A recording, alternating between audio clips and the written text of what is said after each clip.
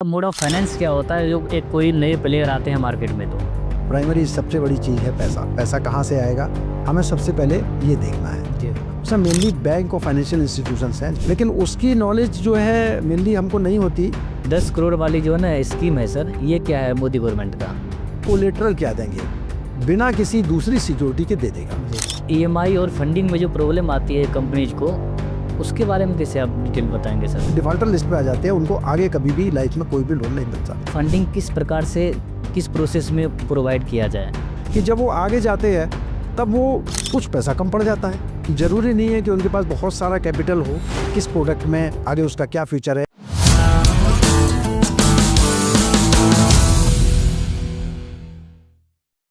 नमस्कार दोस्तों, भविष्य रिपेयर में आप सबका स्वागत है। आज हम लोग बात करने वाले हैं फाइनेंस से रिलेटेड।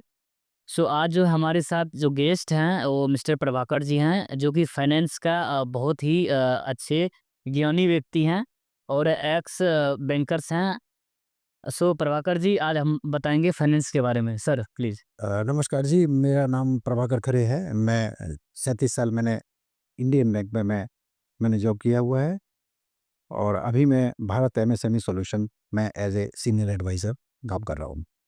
सर आज अब जो मेरा पहला क्वेश्चन रहेगा, जो फाइनेंस का मोड ऑफ फाइनेंस क्या होता है जो एक कोई नए प्लेयर आते हैं मार्केट में तो? देखिए, कोई भी काम करना है या कोई भी स्टार्ट करना है, आपके पास कितनी भी नॉलेज है या आपके पास कितना भी एजुकेशन क्वालिफिकेशन है, लेकिन कोई भी काम करने से पहले जो प्राइमरी सबसे बड़ी चीज़ है पैसा, जी। जिसको हम फाइनेंस कहते हैं। जी, जी।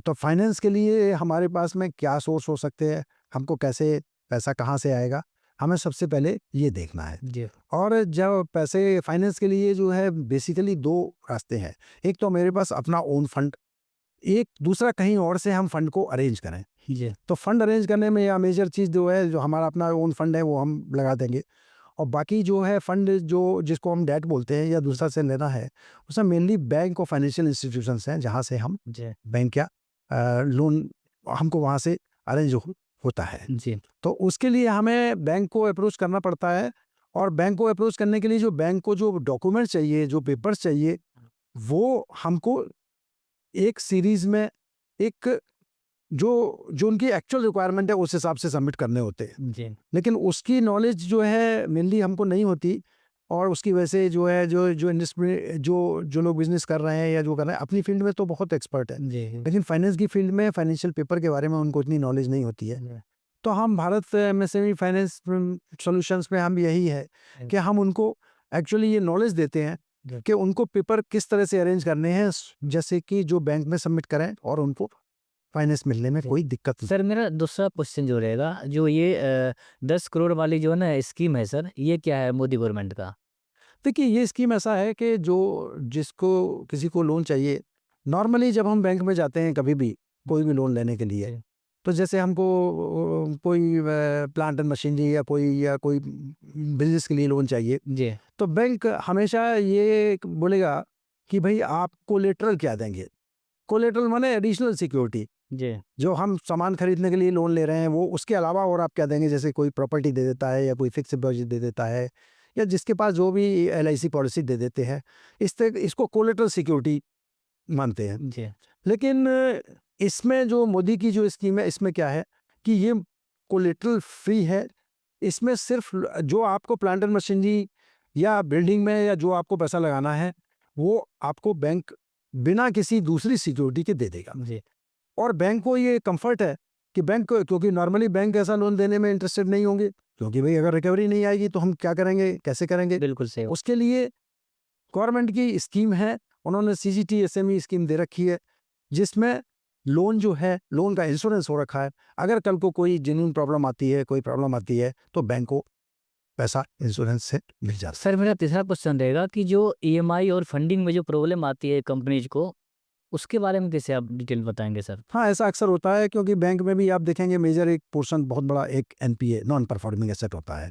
नॉन परफॉर्मिंग एसेट क्रिएट तभी होता है जब कोई पार्टी अपना EMI, इंटरेस्ट या इंस्टॉलमेंट जो है 3 महीने तक सर्विस नहीं कर 90 दिन तक अगर वो सर्विस नहीं करता है तो नॉन परफॉर्मिंग एसेट में चला जाता है, जिससे इनकम जनरेशन बंद हो जाती है और ऐसे लोग फिर डिफॉल्टर लिस्ट पे आ जाते हैं, उनको आगे कभी भी लाइफ में कोई भी लोन नहीं मिलता। अच्छा।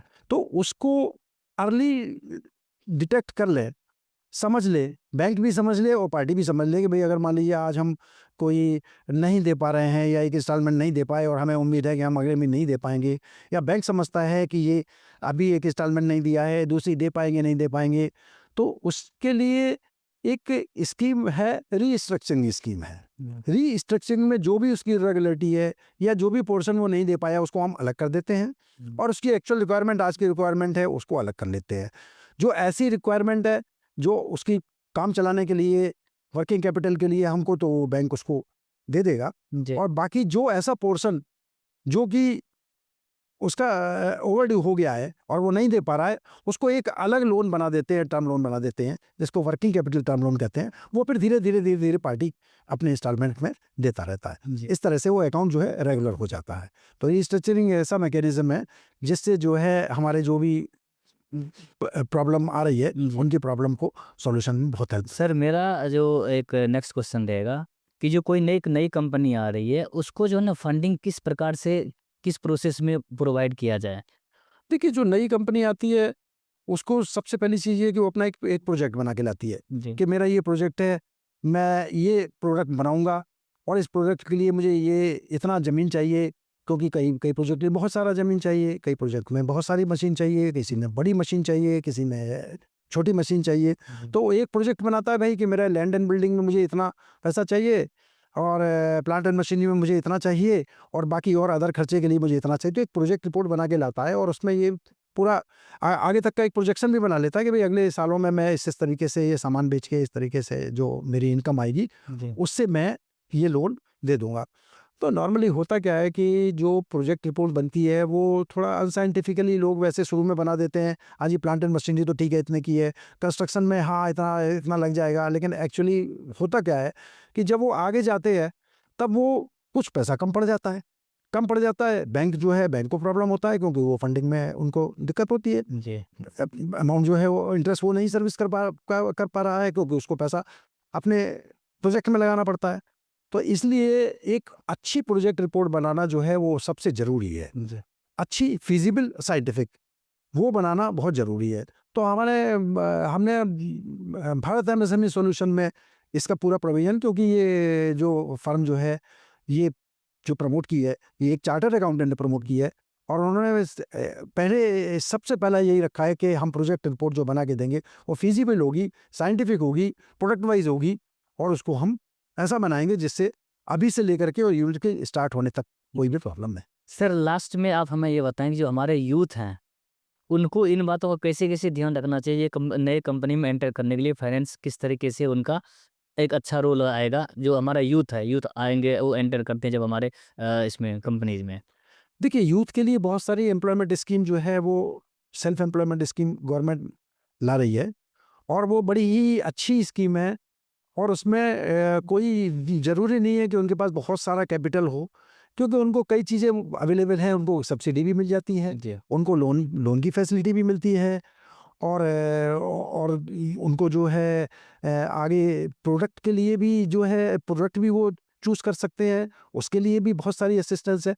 तो गवर्नमेंट की पॉलिसीज़ को वो ध्यान से समझें और जैसे हम भारत एमएसएमई सॉल्यूशन में हम हर एक को इस बात की नॉलेज देते हैं कि भाई किस प्रोडक्ट में आगे उसका क्या फ्यूचर है। एक हम साइंटिफिक डेटा तैयार करते हैं कि भाई किस प्रोडक्ट में आगे जाके क्या बेनिफिट है और किस प्रोडक्ट में आगे जाके फर्दर बहुत अच्छा स्कोप है। उस तरीके की गाइडेंस हम भारत करने से वो यूथ भी उसका पूरा फ़ायदा उठा सकते। Thank you so much sir, आपने बहुत अच्छा जो है ना आज हमें ज्ञान दिया है। हमारे साथ साथ जो हमारी ऑडियंस है उन सबको जो है ना उन्होंने ज़रूर कुछ न कुछ जो है ना सर से सीखा होगा। प्रभाकर खरे जी जो हमारे एक्स बैंकर्स हैं और आज के डेट में जो है ना इतनी अच्छी और फाइनेंस का ज्ञान रखते हैं और आप लोगों ने भी ज़रूर सीखा होगा आज के हमारे पॉडकास्ट से। सो आपको कैसा लगा हमारा पॉडकास्ट हमें ज़रूर बताएं और हमारे चैनल को लाइक और सब्सक्राइब ज़रूर करिए। आप सबका बहुत बहुत धन्यवाद।